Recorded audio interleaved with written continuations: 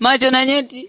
Bora ipotee macho. Sasa utaionaje? Asko na mipigo ya usiku ya kupapasia ile. Wanangu mambo vipi? Wanasema kidedea mbona uzungumzii nyeti? Na maana uone zinapotea mambo vipi? Safi kabisa. Poa. Umuhimu wa nyeti ni nini? Umuhimu bwana ni mkubwa.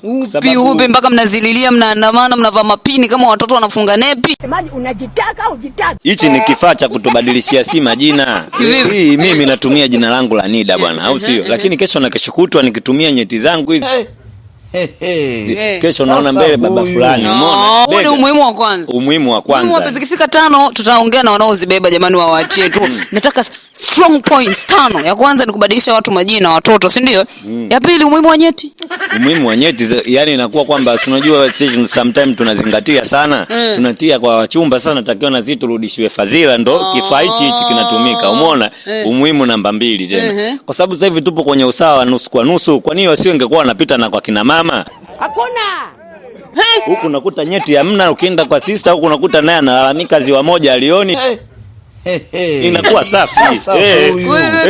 Yaani mimi kama mimi nimekelekwa, kwa nini wananyanyasa? Kwa hiyo nataka na wanawake wachukuliwe kimoja. Ili mkikaa ndani msichekane. Sasa hivi si 50 kwa 50, nusu kwa nusu. Huku nyeti unaiba kende moja, huku unaiba ziwa moja. Safi.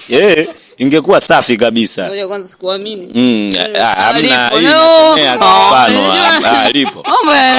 Yaani mimi hapa huwezi amini sasa hivi dakika 5 lazima nijikague. Yaani unakuwa kama napiga zeze. Mwakilishi wenu sasa ndo nakwambia, yani sasa hivi nimekuwa kama nafanya biashara kuchagua nyanya, ni mkono au shuki au toki nalinda. Sasa hivi habari ya mjini pini na chupi la chuma, unafikiri maisha gani sasa?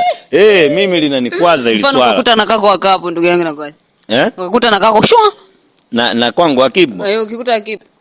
I say. Jamani mimi naaga dunia. Naweza nikazimia kwa kweli. Maana najitahidi kutunza na kulinda. Bega nalilinda kuliko maelezo. Wanasema bora sasa ushikwe kalio Nikokotee mawe. Yaani kwa hiyo kalio nayo issue nyingine. Maana unaweza ukamtia shetani majaribuni hapa ujue kushikwa kalio sio mchezo. Yaani bora sasa hivi mimi niibiwe simu. Silalamiki kuliko kukuta mchongo haupo huku. Hizi zagazaga hizi za msingi sana.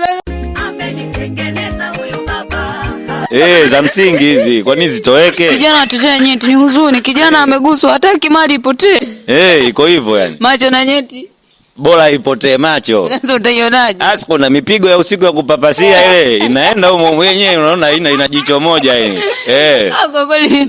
Huu ni umuhimu wa nyeti duniani kwa watoto wa kiume. Wewe rafiki yangu ataka kapipi kikubwa.